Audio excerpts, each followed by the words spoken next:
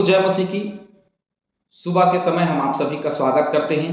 आज की क्लास में हम आगे बढ़ेंगे और आगे बढ़ते हुए हम आज तीसरी बड़ी आज्ञा जो 10 आज्ञा के रूप में परमेश्वर ने दिया, उसकी तीसरी बड़ी आज्ञा को देखेंगे।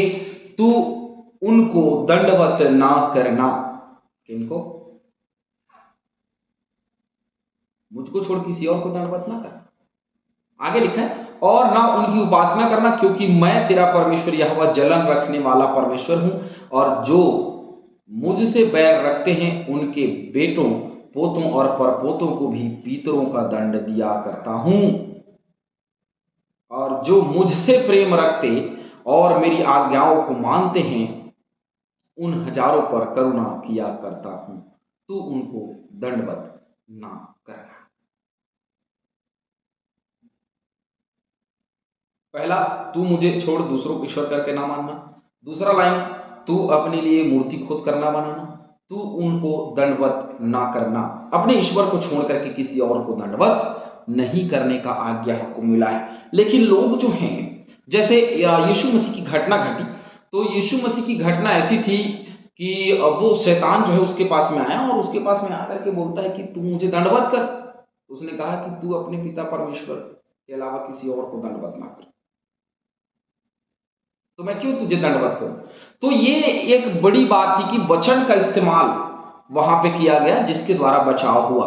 तो वचन को पहले हमको ध्यान देना बहुत जरूरी है। तीसरी, अब देखिए, आज्ञाएं जो है वो लगातार चलती रही हैं, ऐसे नहीं है। पांचवी आज्ञा, माता पिता का आदर करना।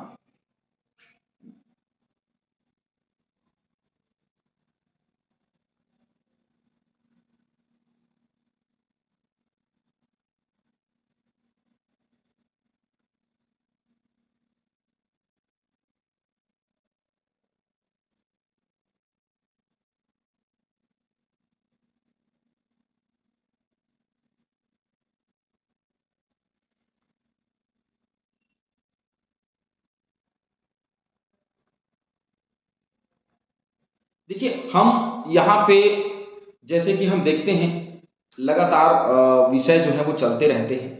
तू मुझे छोड़ दूसरों को ईश्वर करके ना मानना। उसके बाद में विषय चला कि तू अपने लिए कोई मूर्ति खोद करके ना बनाना और उनको दंडवत ना करना।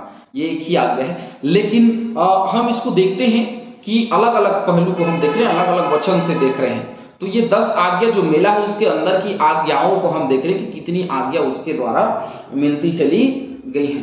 तो ये 10 आज्ञाओं के अंदर में आज्ञा, तो तू उनको दंडवत ना करना, उनकी उपासना ना करना। क्योंकि क्यों उनको दंडवत ना करना और उनकी उपासना ना करना? क्योंकि तेरा परमेश्वर यहोवा जलन रखने वाला परमेश्वर है।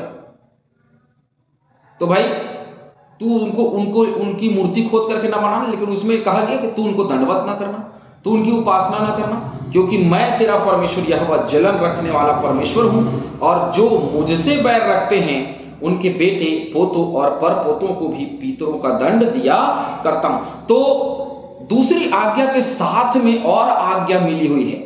तो हम इसको आगे देखेंगे। तो अभी 2 आज्ञा आपकी यहीं बढ़ जाती है ना।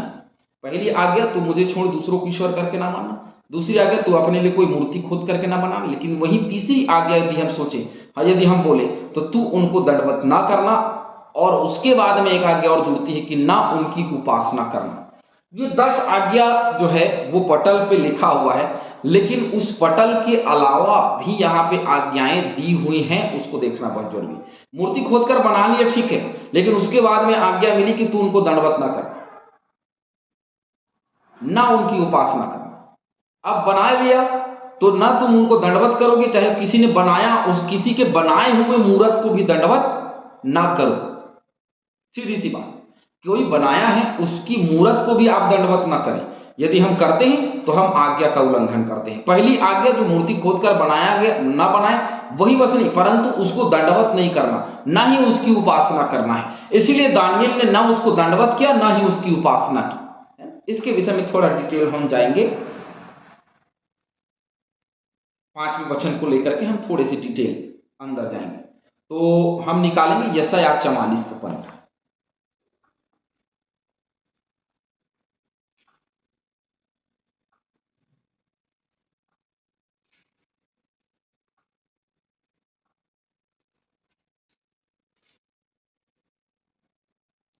44 का 15।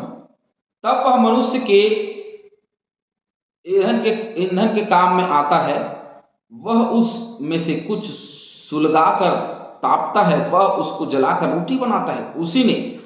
उसी से वह देवता भी बनाकर उसको दंडवत करता है और मूरत खुदवाकर उसके सामने प्रणाम करता है। उसका एक भाग तो वह आग में जलाता और दूसरे भाग से मांस पकाकर खाता है। वह मांस भूनकर तृप्त होता, फिर ताप कर कहता है, आहा, मैं गर्म हो गया, मैंने आग देखी है। हालेलुया। ये क्या आग है, क्या आग देखने की बात हो रही है यहाँ।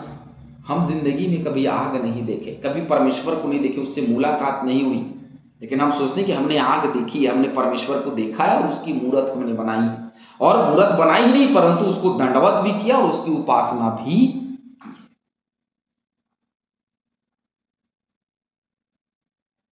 तू अपने लिए कोई मूर्ति खोदकर ना बनाना। बहुत स्पष्ट, लेकिन उसके साथ में उसके अंदर में और कुछ आज्ञाओं को प्रभु ने दिया। तो उनको दंडवत ना करना और ना उनकी उपासना करना। अब हम उसकी दंडवत नहीं कर सकते, ना हम उसकी उपासना कर सकते।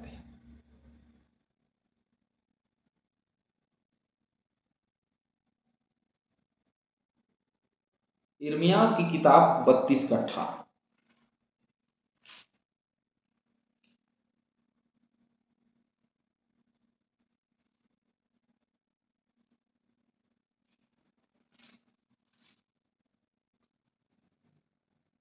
तू हजारों पर करुणा करता रहता, परंतु पूर्वजों के अधर्म का बदला उनके बाद उनके वंश के लोगों को भी देता है।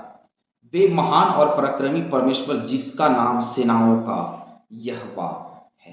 तो जिसका नाम सेनाओं का यहोवा है वही पराक्रमी है, वही सर्वशक्तिमान, सर्वज्ञानी, सर्वव्यापी परमेश्वर, उसके अलावा कोई और दूसरा नहीं है। और यदि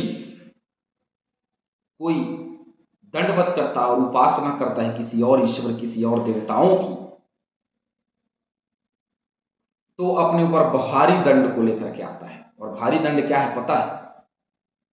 पढ़िए, वहां लिखा है, क्योंकि मैं तेरा परमेश्वर यहोवा जलन रखने वाला परमेश्वर हूं, इसलिए तू मूर्ति पूजा नहीं करना और उनको दंडवत ना करना, ना उनकी उपासना करना।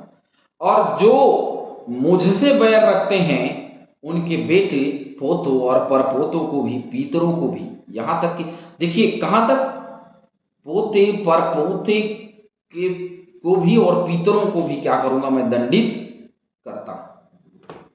क्योंकि वो जलन रखने वाला है, वो दंडित करता है। जब भी हम गलत रास्ते चलेंगे, पाप का फल मृत्यु है, पाप का फल दंड है, तो वो मिलेगा।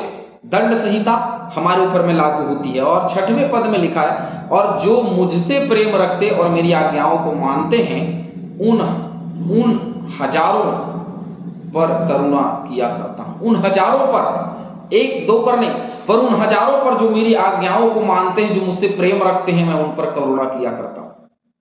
यदि कोई दूसरों को दंडवत करे, दूसरों की उपासना करे, तो सबसे पहले उसकी करुणा लोगों पर से उठ जाता है, वो करुणा नहीं करता। हालेलुया।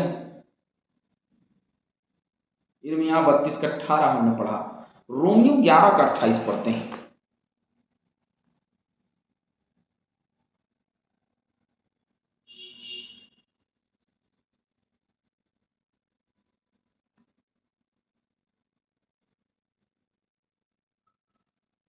रोमियो 11 का 28। वे सुसमाचार के भाव से तो तुम्हारे बैरी हैं, परंतु चुन लिए जाने के भाव से बाप दादों के प्यारे हैं। हालेलुया। वे सुसमाचार के भाव से तो तुम्हारे बैरी हैं, वे सुसमाचार के भाव से तुम्हारे बैरी हैं, परंतु चुन लिए जाने के भाव से बाप दादों के प्यारे हैं। तो बाप दादे से जो आशीष चली आ रही थी अब्राहम के दिनों से, वो इसहाक पर हुई, इसहाक के बाद याकूब पर हुई, याकूब के बाद में आगे हम देखते चले जाते हैं यूसुफ पर हुई, और यूसुफ के बाद में लोग वहीं रहे और वहां वे लोग गुलाम बन गए और गुलामी का जीवन जी रहे थे। और मिस्र देश से उनको छुड़ाया और छुड़ा करके लाया और उनको 10 आज्ञा के रूप में ये पटल दिया कि आप इन आज्ञाओं को मानो, और 10 आज्ञाओं के अंदर में बहुत सारी आज्ञाएं हैं जिसको हम देखेंगे। जैसे हमने आज देखा, तीसरी और चौथी आज्ञा भी इसको हम मान सकते हैं, कह सकते हैं कि तीसरी आज्ञा थी कि तू उनको दंडवत ना करना, चौथी आज्ञा थी कि ना उनकी उपासना करना, लेकिन ये दूसरी ही आज्ञा में निहित है, इसीलिए इसको आज्ञा नहीं माना गया। और हम देखते हैं कि दंडवत नहीं करना है, सख्त मना है, उनकी उपासना भी नहीं करनी है, सख्त मना है। और इसलिए नहीं करनी है क्योंकि वो कहता है कि जो मुझसे बैर रखते हैं, जो मेरे वचनों पर नहीं चलते, या जो मुझको छोड़ किसी और ईश्वर के सामने दंडवत करते हैं या किसी और की उपासना करते हैं, मैं उनसे जलन रखता हूं, और मैं उनको ही नहीं परंतु उनके बेटियों, पोतों, परपोतों तक मैं दंड संहिता उनके जीवन पे लगाता हूं, उनको दंड देता रहता हूं। यदि हमने श्राप कमाया, पाप कमाया, तो उसका दंड केवल हमें ही नहीं मिलेगा, हमारे बेटे, पोतों और परपोतों को भी इसका दंड भोगना पड़ेगा, क्योंकि परमेश्वर की दंड संहिता यही कहती है। तो क्या उद्धार के द्वारा हम दंड से बच सकते हैं? बिल्कुल बच सकते हैं। यीशु मसीह का लहू इस दंड से बचाने के लिए काफी है, और इसीलिए तो उसने प्राण दिया कि इस दंड से वो हमको बचा ले। लेकिन ऐसा नहीं है कि हम पाप करते रहें कि अनुग्रह बहुत ज्यादा हो जाए हम पर। नहीं, अनुग्रह एक ही है, बहुत ज्यादा बहुत कम नहीं, अनुग्रह एक ही है। यदि परमेश्वर के डर और भय में हम चले तो जिंदगी आबाद है, यदि हम उसके डर और भय में नहीं चले तो जिंदगी बर्बाद है। तो परमेश्वर यहोवा बहुत सीधे तरीके से बात करता है। देखिए, बहुत घुमाता नहीं है, सीधे तरीके से बात करता है कि भाई तू अपने लिए मूर्ति खोद करके नहीं बनाना, और तू उनको दंडवत भी नहीं करना और न उनकी उपासना करना। क्यों? यदि उपासना करेगा तो मैं बेटे, परपोतों को भी दंड देता रहूंगा। तो दंड से बचना है तो परमेश्वर के डर और भय में चलना बहुत जरूरी है, उसके साथ बने रहना जरूरी है। जो साथ बना रहेगा वो दंड से बचा रहेगा, और जो साथ में नहीं बना रहेगा वो दंड के योग्य ठहरेगा। परमेश्वर इस वचन के द्वारा हम सभी को बहुत आशीर्वाद